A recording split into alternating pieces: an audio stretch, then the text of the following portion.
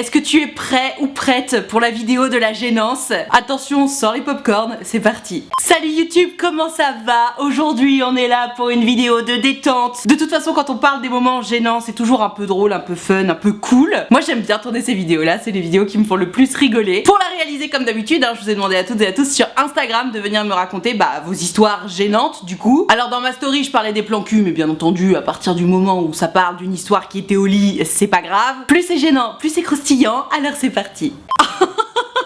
On démarre avec une histoire gratinée, je pense que c'est le terme. Ce pauvre Alphonse, mon dieu, mais il était tellement à des années-lumière de comprendre ce qu'est un bon coup. Je te lis l'histoire. Hello Nad, une fois j'ai eu un date avec un garçon au bar, nous avons convenu que ça n'allait être qu'un plan cul. Ok, jusque là bon, tout va bien. Donc on est passé à l'acte, on était dans sa voiture et à un moment donné, les préliminaires commencent. Il jouait de ses doigts, donc t'as compris. Et au moment où je commence à kiffer, il arrête et il me dit: bon j'arrête parce que sinon tu vas tâcher les sièges. What? Comment ça tu vas tâcher les sièges? Qu'est-ce que c'est que cette histoire? Je lui dis sans méchanceté que c'était très cool mais que j'étais pas du tout arrivée à l'orgasme et donc qu'il fallait pas qu'il s'inquiète, que ça allait. Et là il me regarde droit dans les yeux et il me répond: si t'inquiète, je connais le langage corporel des femmes et là tu allais jouir. Ah j'adore, le meilleur exemple de mansplaining au monde. Je suis restée sur le cul. On a vite terminé pour être tranquille et me sauver de là. J'ai trouvé ça tellement prétentieux de dire à quelqu'un que tu sais mieux qu'elle ce qu'il se passe dans son corps. Bref, hashtag c'était gênant. Oh mon dieu. Mais ça le pire c'est que c'est vraiment très courant. Des mecs notamment, après encore une fois moi je n'ai couché qu'avec des mecs donc forcément je sais pas trop comment les meufs se comportent, n'est-ce pas? Mais des mecs qui s'imaginent qu'ils savent mieux que toi comment fonctionne ton corps. Oh, c'est tellement terrible parce que en fait c'est tellement aux antipodes de comment être un bon coup. Pour rappel si jamais tu veux être un bon coup, d'ailleurs j'ai fait des vidéos là-dessus, il s'agit d'écouter l'autre, d'être vraiment à l'écoute de son corps mais aussi de son discours. Et tu sais, un peu comme dans les accords Toltec, ne pas faire de suppositions, si ça fonctionne pas ne rien prendre personnellement et surtout faire de son mieux. Bon là notre ami, j'arrive pas à croire. Déjà en fait moi juste le fait qu'il se soit arrêté juste avant que tu jouisses parce qu'il pensait que t'allais avoir un orgasme. Alors déjà le délire de j'arrête parce que sinon tu vas te tacher mes sièges, je sais pas ce qu'il s'est imaginé. Parce que même si jamais t'étais une femme fontaine,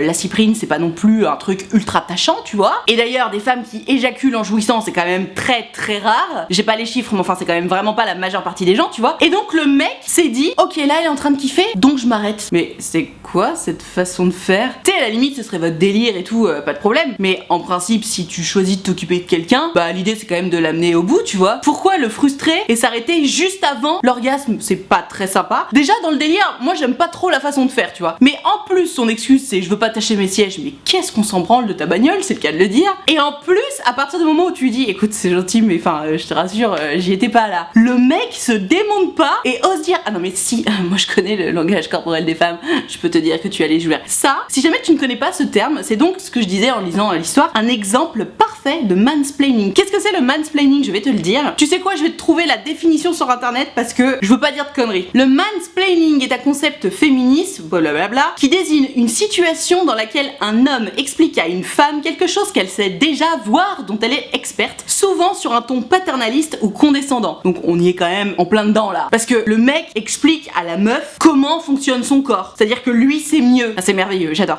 Je comprends que ça ait été gênant ma Gertrude, merci pour cette histoire. J'ose espérer que tu n'as jamais revu cet homme condescendant et prétentieux du coup. Et on passe à l'histoire suivante. Alors j'étais partie pour faire une vidéo LOL, mais de toute évidence il y a des situations gênantes qui sont aussi graves. Je te lis l'histoire de Gertrude. Hello Nad, j'ai testé pour la première fois le plan cul il y a quelques semaines et tout se passe très bien, jusqu'à ce que, après qu'on ait fait nos petites affaires, il ne m'ouvre pas la porte de chez lui, il ne me dit rien et il me laisse partir sans même un bisou. Quand on en a reparlé, il m'a dit qu'il avait fait ça que par charité, qu'il ne me trouvait pas attirante, que ce soit physiquement ou mentalement. Hashtag c'était gênant. Mais il est malade le mec. En fait, ce genre de discours là, je sais pas si on peut appeler ça de la perversion, mais c'est tellement méchant et mal placé parce que c'est pas vrai ça n'existe pas les gens qui couchent avec d'autres personnes par charité. Déjà tu le fais toujours parce que t'en as envie, c'est la règle du consentement et si t'en as envie, à aucun moment il n'est question de charité. Le mec là, il t'a servi ce discours et il s'est comporté de cette façon là. Je sais pas pourquoi, il doit avoir un problème dans sa tête, mais il est malade ce mec, c'est une maladie de se comporter comme ça avec les gens, ce n'est pas normal. Donc je te dis, je connais pas le terme exact, encore une fois je suis pas psy, mais je sais pas si c'est de la perversion ou de la méchanceté pure et dure en fait, mais le mec là tout ce qu'il a cherché à faire c'était à t'humilier. Donc je sais pas si ça l'excitait de t'humilier, s'il se sentait plus grand, plus fort ou quoi. Mais oui, effectivement, c'était gênant. Mais surtout, ce n'est absolument pas normal ce genre de comportement. C'est tellement méchant et tellement humiliant. Parce que tu sais, quand tu couches avec quelqu'un, bah t'es ultra vulnérable quand même. T'es à poil, tu te retrouves dans une intimité très forte. Et que derrière, on te traite de la sorte. Bon, alors à la limite, tu sais quoi? Bon, qui t'ait pas ouvert la porte de chez lui quand tu partais, qui t'ait même pas fait un bisou, je me dis, à la limite, dans un plan cul, pourquoi pas? J'aime pas trop ce genre de comportement, mais pourquoi pas? Mais c'est vraiment le discours derrière de te dire, non mais je t'explique, tu me plais ni physiquement ni mentalement. Si j'ai couché avec toi, c'était par charité. Pauvre merde. En fait, à partir du moment où tu sers ce genre de discours, c'est vraiment la preuve irréfutable que tu es une grosse merde méchante. Y a pas d'autre terme, tu vois. Donc je comprends que c'était gênant. Merci d'en avoir parlé parce que de toute évidence, ben ce genre de personne existe. Et je te le dis, ça n'existe pas, encore une fois, de coucher avec quelqu'un par charité. Personne ne fait ça. Donc autant que faire se peut, essaie d'oublier ce taré ou ce grossier personnage en tout cas et passe à autre chose, ma Gertrude. Courage. What the fuck, what the fuck. Encore une fois, j'étais vraiment partie pour faire une vidéo marrante, mais en fait, les moments gênants, vu ce que j'observe, c'est quand même des moments plutôt graves. Et alors malheureusement, je n'ai que des témoignages de filles pour l'instant. Les mecs, n'hésitez pas à réagir hein, pour les vidéos, parce que du coup, c'est vous qui passez pour des gros nazes. Je suis certaine qu'il y a des grosses nazes aussi, et on aimerait en parler quand même. Enfin bref, je te lis l'histoire de Gertrude, tu vas comprendre. On est sur un mec bien gratiné. Elle m'explique qu'elle allait souvent sur Tinder pour rencontrer des garçons en mode plan cul, etc. Ok. Et donc elle me dit, je match avec un gars plutôt mignon. On savait ce qu'on voulait, on papote un petit peu, et je me retrouve chez lui. Tout compte fait, j'ai commencé à me rendre compte qu'il ne me plaisait pas tant que ça physiquement, mais bon, je me suis dit que c'était pas grave, que de toute façon je voulais pas faire ma vie avec lui, donc je suis passée outre. Attention, déjà premier red flag quand même, hein, mais bon, ok, admettons. C'était le premier moment un peu gênant. Effectivement, c'est un peu gênant. Généralement à ce moment-là, vaut mieux partir en fait, hein. Vient le moment où on doit passer enfin aux choses sérieuses, on se rapproche, il commence à me toucher, et misère, c'est nul, j'aime pas du tout ce qu'il fait. Ah merde.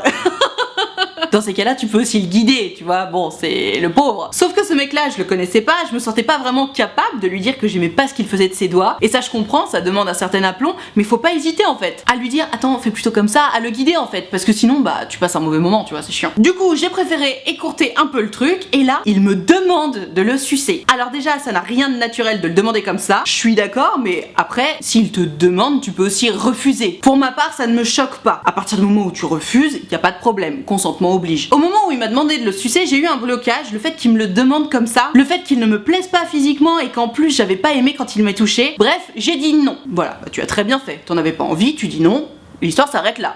Sauf que j'ai donc refusé de lui faire une fellation et là c'est le drame. Je me suis fait jeter comme une vieille chaussette, il a trouvé un prétexte nul 10 secondes après que j'ai refusé sa demande et il m'a sorti de chez lui.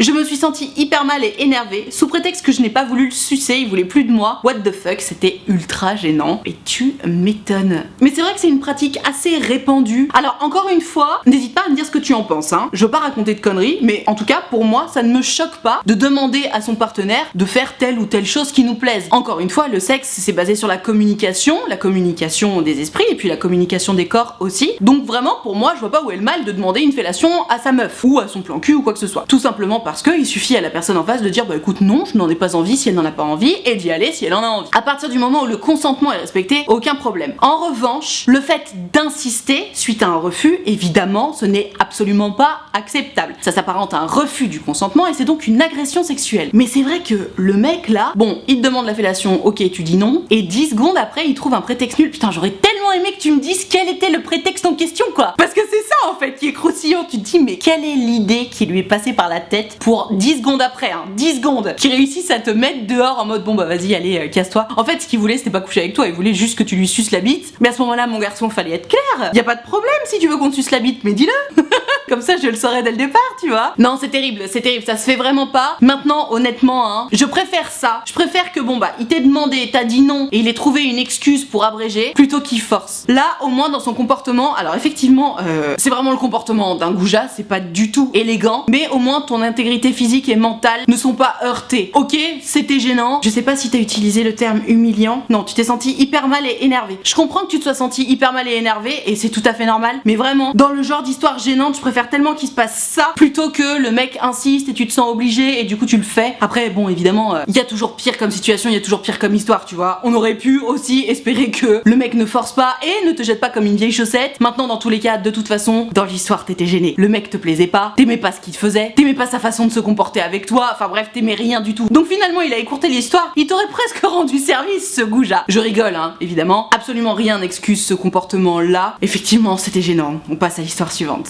Tu dois entendre un petit bruit de fond, c'est normal, j'ai ouvert la fenêtre, le pull de Noël ça tient chaud. Je te lis l'histoire de Gertrude avec un Alphonse qui clairement est fort désagréable, je n'ai pas d'autres termes, je te lis l'histoire. Elonade, j'espère que tu vas bien. Pour mon histoire, ça s'est pas passé sur le moment mais juste un peu après. C'était la deuxième fois qu'on se voyait, il s'était rasé juste avant, il cocotait l'après-rasage, bon ok. Et pendant les préliminaires, il me met un lubrifiant qu'il avait amené et qui était parfumé. Tu vois le truc venir ou pas? Juste après me l'avoir appliqué, il a commencé à me faire un cuni, ensuite tout le reste se passe bien, pas de soucis. Et 1 ou 2 jours après, il m'envoie des messages complètement hors de lui en disant que je lui avais refilé de l'herpès, que j'étais qu'une petite pute, etc. Alors déjà, sachez quand même hein, que énormément de gens sont porteurs sains de l'herpès et surtout, c'est pas parce que tu as de l'herpès ou même que malheureusement tu refiles de l'herpès à quelqu'un que t'es une pute. Voilà, disons les choses. En réalité, je pense qu'il a seulement fait une réaction parce qu'il était irrité à cause du rasage, vu que c'était uniquement sur le pourtour de la bouche, entre parenthèses, et que ni mes ex ni mon copain actuel n'en a jamais eu. Enfin bref, ultra gênant d'être accusé et traité comme ça. Je l'ai simplement bloqué après ça et plus jamais recroisé depuis. Hashtag c'est gênant. Ah non mais c'est clair, c'est ultra gênant et surtout c'est absolument inapproprié ce genre de comportement là. Parce que encore une fois, bon, je te rejoins là-dessus, c'est fortement possible qu'il ait juste fait une petite réaction au lubrifiant vu qu'il était parfumé et qu'il venait de se raser, et on le sait tous et toutes, lorsque tu viens de te raser, que ce soit le visage ou autre partie du corps, bah ta peau est beaucoup plus réactive, forcément, tu viens d'enlever une maxi couche de cellules. Bref, quand bien même tu lui aurais refilé un putain d'herpès, encore une fois, je veux pas dire de conneries, mais je crois qu'un truc comme 90% de la population est porteur ou porteuse d'herpès. Et en fait, il y a un petit pourcentage qui fait des réactions, donc tu sais, c'est ce qu'on appelle les boutons de fièvre. Donc ça va se retrouver autour des lèvres, et malheureusement, il arrive aussi que l'herpès arrive sur les parties génitales. C'est ce qu'on appelle du coup de l'herpès génital. Et oui, l'herpès buccal, du coup, peut se transmettre sur les parties intimes, d'où l'herpès génital. Dans tous les cas, alors l'herpès n'est pas grave, il faut juste le traiter, ce n'est pas grave, et encore une fois, on est tellement nombreux à être porteurs sains que quand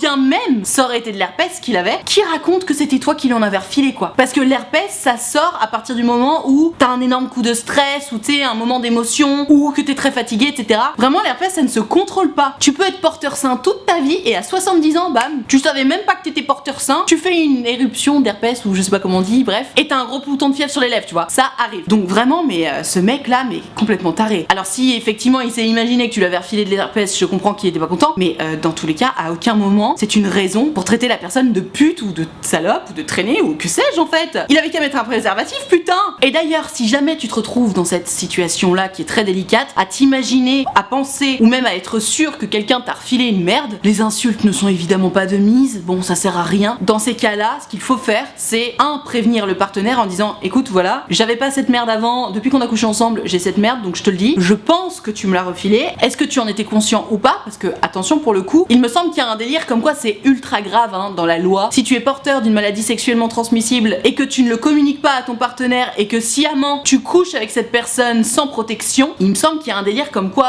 c'est répréhensible juridiquement parlant. Donc faut pas non plus faire n'importe quoi. Mais si jamais ça t'arrive cette situation, donc je te dis, t'envoies un message à la personne que tu soupçonnes entre guillemets de t'avoir contaminé, ne serait-ce que pour l'informer en fait, parce que si ça se trouve cette personne ne le sait pas, d'où l'intérêt de faire des check-up, des prises de sang régulièrement. Moi non plus j'aime pas les prises de sang, mais c'est important. D'où l'importance aussi de se protéger tant qu'on ne sait pas. Donc tu informes la personne, tu lui demandes si elle était au courant ou pas, et tu lui suggères de faire une prise de sang pour voir et surtout de se protéger et surtout de se traiter si traitement il y a, parce que bah c'est hyper important.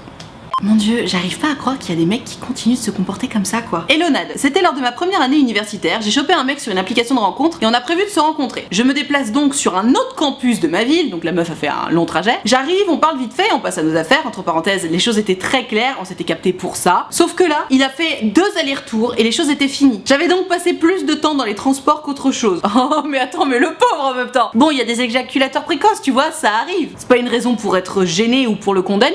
Après tout, il peut toujours s'occuper de toi derrière. attends. À ce moment-là, c'était déjà gênant parce qu'il avait fini son affaire et moi j'avais eu à peine le temps de quoi que ce soit. Mais le plus gênant, c'est le moment où son pote est venu le chercher, en tout et pour tout 15 minutes après mon arrivée, parce qu'il y avait match et il m'a dit viens voir le match avec nous. Non, je viens pas pour voir le match en fait, j'étais là pour faire le match. Hashtag c'est gênant. Alors, effectivement, au début de l'histoire, tu vois, je me disais bon bah le pauvre c'est un précoce, il peut bien essayer de s'entraîner pour faire en sorte que ça évolue un peu dans le bon sens, ça dure un petit peu plus longtemps quoi, mais il faut pas non plus condamner les mecs qui sont précoces, tu vois, c'est pas très grave et puis surtout ça les empêche pas de s'occuper de toi derrière. Maintenant, effectivement, ce qui est plus ennuyeux et gênant dans ce comportement, c'est que en fait le mec il estime que à partir du moment où il a éjaculé, le rapport est terminé. Et ça, c'est terrible parce que c'est encore vraiment trop répandu. Alors, à tous celles et ceux qui regardent cette vidéo, premier point, l'acte sexuel, faire l'amour donc, ça ne se résume pas que à la pénétration. Il y a aussi les bisous, les caresses, les préliminaires, il y a plein de choses et l'acte sexuel ne se résume pas qu'à la pénétration. Premier point. Deuxième point, absolument essentiel aussi, l'acte sexuel ne s'arrête pas à partir du moment où ces messieurs ont joui. L'acte sexuel, ça s'arrête quand on en a envie, quand on en a décidé tous les deux. Alors bien entendu, il s'agissait pas d'aller le forcer à te faire jouir, ce garçon, ni même à s'occuper de toi. Mais en fait, le délire dans un plan cul, le contrat implicite, si je puis me permettre, c'est quand même on couche ensemble, donc l'idée c'est de se faire plaisir l'un l'autre, c'est de s'occuper un minimum l'un de l'autre. Or là, pour lui, c'était un contrat unilatéral, il a fait son affaire, 2 allers-retours en plus, j'imagine que c'était frustrant, bon ça arrive, et après, goodbye. Surtout que son pote qui vient le chercher un quart d'heure après, c'est vraiment la preuve qu'il avait prévu son truc quoi. Genre ok, là je me mets un petit timing de un quart d'heure, de toute façon, je sais que moi je prends pas trop de temps, j'aurais fini mon affaire et mon pote vient me chercher. C'est gênant, oui effectivement c'est gênant, et puis surtout, je sais pas si on peut aller jusqu'à parler d'un manque de respect, mais moi à ta place ça m'aurait bien gonflé, ouais. Parce qu'encore une fois, c'est vraiment la preuve qu'il avait prévu de faire son affaire sans partager les choses avec toi. Et pareil, ça c'est vraiment aux antipodes de comment être un bon coup. Le sexe, c'est un échange, c'est une communication encore une fois des esprits et des corps. Ce n'est pas un monologue, n'est-ce pas? Oh my god, je crois que c'est une des histoires les plus gênantes que j'ai lues. Mais genre vraiment gênant quoi, je te la lis. Elonade, je viens te raconter une histoire ultra gênante d'un plan cul que j'ai eu il y a presque 1 an de ça. Et effectivement, tu vas être servi. On s'est rencontrés sur Insta et au fur et à mesure des discussions, il était vraiment axé sur la chose. Il me disait qu'il était doué au lit, très ouvert, bref, l'offre paraissait alléchante. Alors ça, si jamais, c'est le pire red flag du monde. N'importe qui commence à te dire que ouais, moi je suis trop un bon coup, c'est que c'est le pire coup de la terre. La preuve en image. Je rencontre IRL ce jeune homme qui de prime abord était très sympa. Le feeling passe bien et on se retrouve pour passer la nuit ensemble. On commence à se chauffer et là, comme ça, sorti de nulle part, sans me demander ni rien, il me met un doigt dans le cul. What? Allô? Le consentement, mettre un doigt, que ce soit dans le cul ou dans la touche ou ailleurs, à quelqu'un, c'est ce qu'on appelle du viol s'il n'y a pas son consentement, Je lui dis que je ne suis pas très fan de cette pratique, d'autant qu'on ne se connaît pas et que je préfère passer par l'autre trou, c'est-à-dire le vagin. Il me dit ok, mais par la suite, l'a refait 2 fois. C'est ultra grave là, c'est très grave ce qui se passe. Je lui ai dit d'arrêter ça en lui rappelant que je n'aimais pas ça, ce à quoi il m'a répondu oh ça va. Bah oui c'est vrai ça va, c'est ce qu'on appelle du viol. Si je ne veux pas que tu insères quoi que ce soit dans un de mes orifices et que tu le fais quand même, ça s'appelle du viol. Et le mec l'a fait 3 fois et il répond oh ça va. Mais c'est un malade. Autre péripétie, il se pensait vraiment dans un porno, il me tirait les cheveux constamment sans arrêter. Je lui ai dit de stopper parce que j'allais plus avoir un seul poids sur le caillou à la fin. Il avait du PQ coincé dans les boules, ah quelle horreur. Il n'a pas réussi à bander de la nuit et il s'astiquait comme un malade à côté de moi pour que ça monte. Oh non mais mon dieu, mais quelle gênance. Pour couronner le tout, il ne voulait pas mettre de capote, j'ai évidemment dit non, tu as bien fait. De toute façon, elle n'aurait pas servi à grand chose vu que c'était impossible qu'il y ait une quelconque pénétration. Voilà, ça fait une histoire drôle à raconter, le fiasco total, hashtag c'était gênant. Alors effectivement ma Gertrude, outre le fait qu'il t'a quand même mis 3 fois un doigt dans le cul et que c'est ultra grave parce qu'il n'y avait pas ton consentement, même tu lui avais dit non et il l'a fait quand même, c'est vraiment très grave. Le reste de l'histoire, je suis d'accord, c'est assez drôle et gênant. Mais j'insiste, ce n'est pas normal et c'est vraiment grave et si je ne m'abuse, c'est quand même ce qu'on appelle du viol, c'est grave, voilà. Je veux pas rigoler avec ces histoires-là. Par rapport à l'autre partie de l'histoire, vraiment revenons-en sur ce point. À partir du moment où quelqu'un te dit ouais non mais moi je suis un super bon coup, c'est que cette personne est un mauvais coup. Preuve en image, comme je disais. À partir du moment où t'as besoin de te vanter d'être un bon coup, bah c'est que tu l'es pas, parce qu'en fait sinon tu laisses simplement les actes parler pour toi, tu vois. Donc voilà, ça vraiment, si jamais dans une conversation avec quelqu'un qui te dit ouais non mais moi de toute façon, mais homme ou femme, moi de toute façon je suis un super coup, nanana, je suis super ouvert au lit. Ça c'est le pire du pire. Et encore une fois, le délire du mec là qui arrête pas de te tirer les cheveux alors que tu as dit non, pareil tu vois, genre il insiste alors que tu lui dis mais fous-moi la paix, arrête de me tirer les cheveux, parce que y a aucun problème si les deux aiment ça, si les deux apprécient, tu sais, ça peut être un moment de tension un peu sexy, pas de problème si les deux kiffent, mais gros, juste tu peux pas faire ça tout du long, et encore moins si la meuf te dit d'arrêter en fait. C'est terrible, c'est terrible. Je pense qu'en fait le mec il a dû se dire ah ouais moi j'ai vu plein de pornos, je sais comment ça se passe, les meufs je vais les faire hurler comme dans les films porno, et en fait il a testé sur toi. Si Si ça se trouve, il avait juste jamais fait sa première fois, tu vois, t'en sais rien. Pareil, le doigt dans le cul, il a dû voir ça dans des pornos, il a dû se dire ah ouais, ça les meufs elles kiffent trop. Alors que évidemment, ça dépend de chacune. Il y en a qui adorent, effectivement, il y en a qui n'aiment pas. Et encore, même pour celles et ceux qui adorent, il faut que ce soit bien fait, tu vois. Enfin bref, ce mec-là, clairement, a péché par ego et par méconnaissance de la loi, encore une fois, parce que c'est vraiment très grave. Moi, je t'invite à porter plainte contre ce mec-là, quand même. C'est grave. Voilà, on ne fait pas ces choses-là. À toi de voir, ma Gertrude. Oh non, le pauvre. Je te lis l'histoire, c'est presque mignon tellement les mecs ils s'y connaissent pas en cosmétique. Je te lis, tu vas comprendre. Hello Nat, c'est Gertrude. Yo Gertrude. J'ai vécu une petite histoire gênante. Un mec avec qui je couchais me faisait un petit peu mal et je lui ai donc dit. Il s'est levé et j'ai pensé qu'il allait tout naturellement chercher du lubrifiant. Et là, je le vois attraper la crème Nivea pour les mains et s'en mettre sur la bite. Il a remarqué mon air complètement surpris et m'a répondu le plus sérieusement du monde. Bah quoi, ça glisse quand on s'en met sur les mains, donc y a pas de raison que ça glisse pas ailleurs. J'ai tout arrêté net avec lui, j'en rigole beaucoup maintenant quand j'y repense. Petite info, il avait quand même 25 ans et de l'expérience, en tout cas d'après ce qu'il me disait. Voilà, merci pour tes vidéos, elles m'aident beaucoup à reprendre confiance en moi quand ça ne va pas trop. Hashtag c'était gênant. Alors, les enfants, je trouve ça mignon parce qu'en fait je me dis, pauvre Alphonse, il a juste aucune connaissance de ce à quoi servent les cosmétiques. Une crème pour les mains, c'est pour les mains. À aucun moment tu te mets ça sur les parties intimes. Et encore moins sur la vulve, parce qu'à la limite, une verge c'est de la peau. Très fine, mais c'est de la peau. Bon, sur le gland c'est quand même plus fin. Je sais pas si on appelle ça une muqueuse d'ailleurs ou pas, mais ce qui est sûr c'est que la vulve, donc la partie externe de l'appareil génital féminin, c'est ce qu'on appelle une muqueuse. C'est très sensible. C'est la même chose que l'intérieur de la bouche. C'est très sensible, c'est très fragile. Donc on met pas n'importe quoi. Et non, on ne met pas de crème Nivea pour les mains pleine de conneries, de parfums et de ce que tu veux comme lubrifiant. Déjà parce que, comme je disais, ça agresse la muqueuse, c'est vraiment pas bon. Et en plus parce que si jamais vous utilisez un préservatif, tu peux pas utiliser n'importe quoi comme lubrifiant. Il faut bien faire attention à ce que le préservatif et le lubrifiant que vous utilisez soient compatibles. Sinon ça peut endommager la capote et si ça endommage la capote, potentiellement elle craque et paf, ça fait des chocs à pic, toi-même tu sais. Donc utiliser des lubrifiants, oui, bien entendu, mais utilisez des lubrifiants adaptés les enfants. Pas de la crème Nivea pour les mains. Le pauvre, mais vraiment il s'y connaît pas du tout. Je me dis mais ça a dû lui brûler l'habit à un moment, c'est pas possible. Les gens sont fous, je te jure.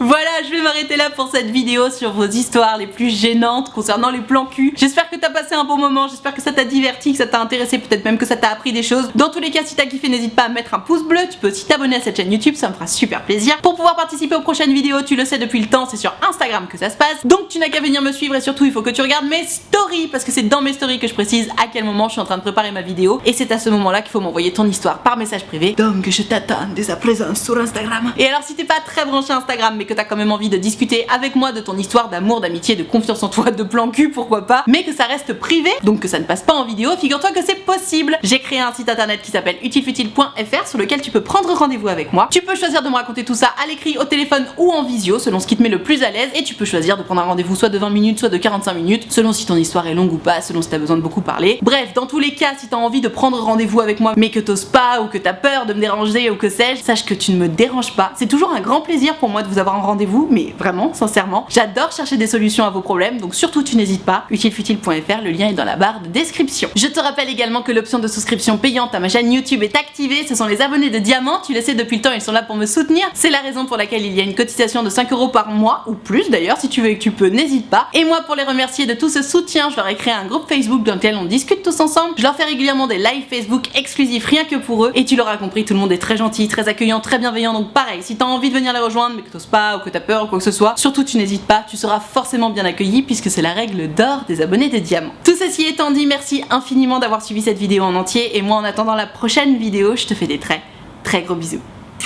Ciao.